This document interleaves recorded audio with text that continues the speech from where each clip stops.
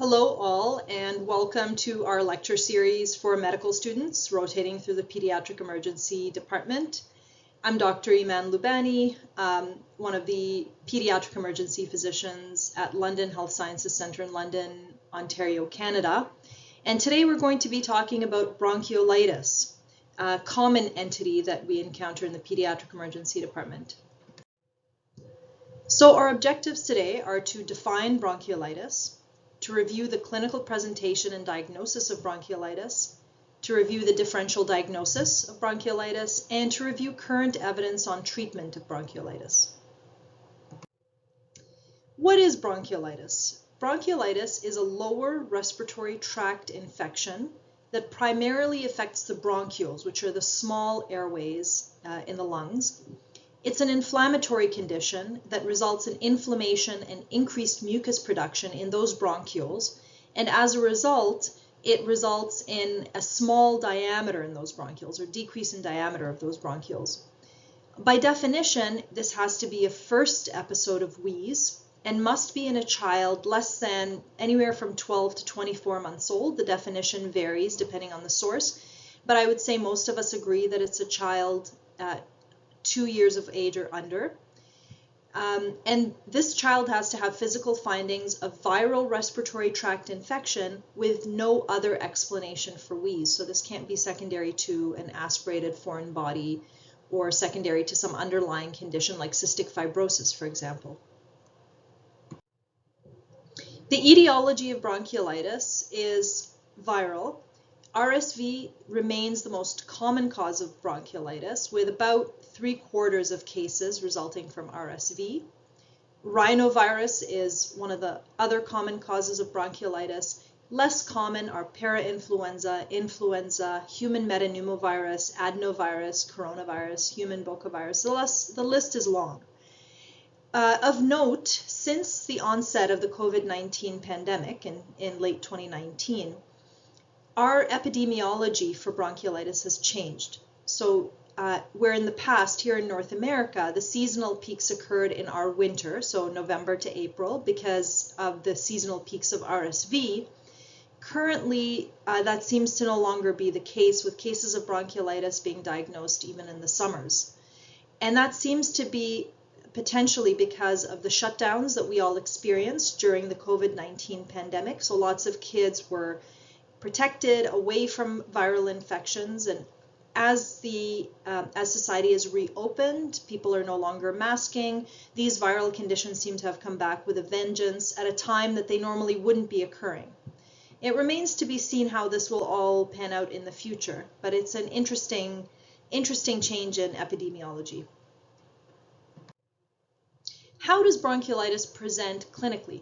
So first of all, as far as the history that the child will present with, often within the 1 to 3 days preceding their presentation, they've had a history of some upper respiratory tract infection symptoms like cough, runny nose, congestion, that kind of thing. They may have a low-grade temperature or even a low-grade fever. They may have respiratory distress with increased work of breathing, so intercostal indrawing, tracheal tugging, nasal flaring, that kind of thing.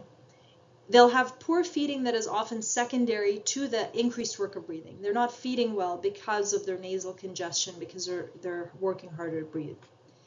Finally, a kind of late and very concerning ominous finding is apneas. So if the child stops breathing secondary to this bronchiolitis, they are at increased risk of being hospitalized for longer, they're at increased risk of requiring mechanical ventilation, and they're at increased risk of intensive care admission. Physical exam findings are things like tachypnea, increased work of breathing, wheezing, and of course, on the more severe end of the spectrum, cyanosis and lethargy. Red flags in bronchiolitis, so these are things that may indicate a more severe course of bronchiolitis: age less than 12 weeks, prematurity, bronchopulmonary dysplasia, cardiac disease, or immunodeficiency. Any of these may indicate that this child has to be watched more carefully, this child with bronchiolitis, and the counseling to the parents has to include counseling on what to watch out for and what to return for The diagnosis of bronchiolitis is a clinical one, so it's not one that requires routine imaging or laboratory testing.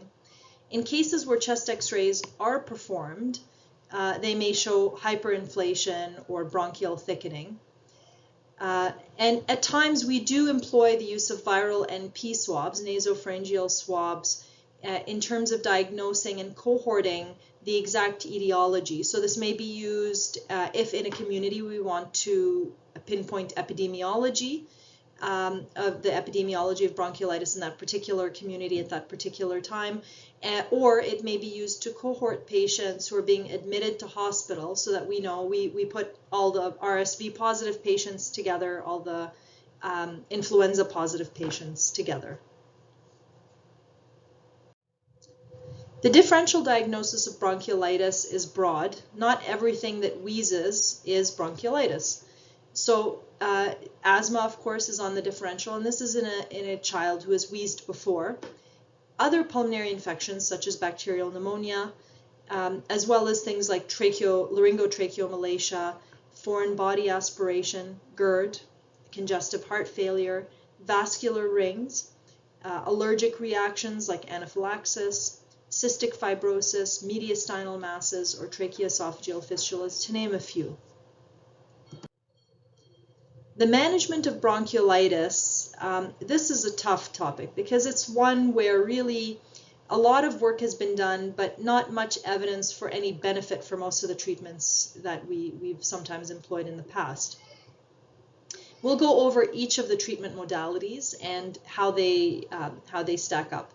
So bronchodilators may improve clinical symptom scores in some patients, but overall they have no effect on disease course. They're not routinely recommended, but they are something that some of us will use in the emergency department in terms of symptomatic management of these patients, especially if there's a family history of asthma or a family history of eczema or other atopy. Epinephrine has no effect on length of stay. Maybe it has an effect on admission rate, but it's not, again, routinely recommended.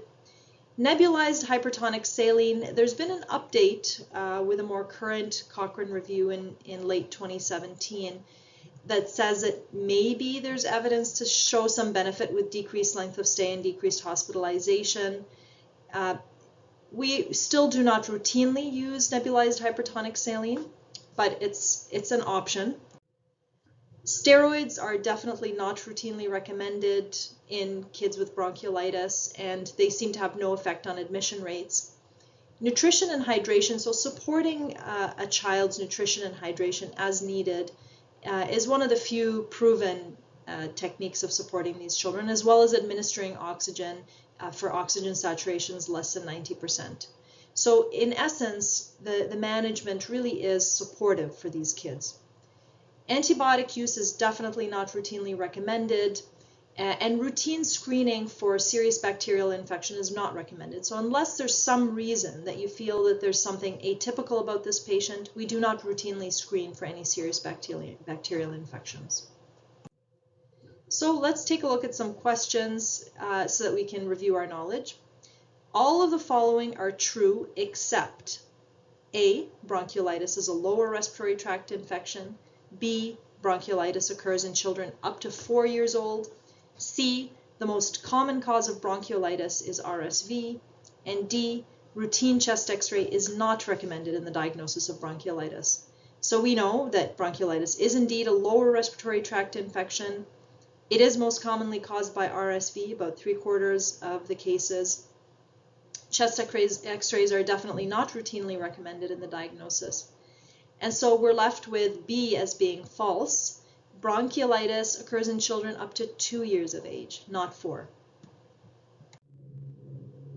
Question 2, proven therapies for bronchiolitis include A, corticosteroids, B, supportive management, including oxygen, hydration, and ventilatory support as needed, C, antibiotics, and D, inhaled epinephrine. And we know from the last couple of slides on management that the answer here is B, supportive management. So that brings us to the end of our slides here.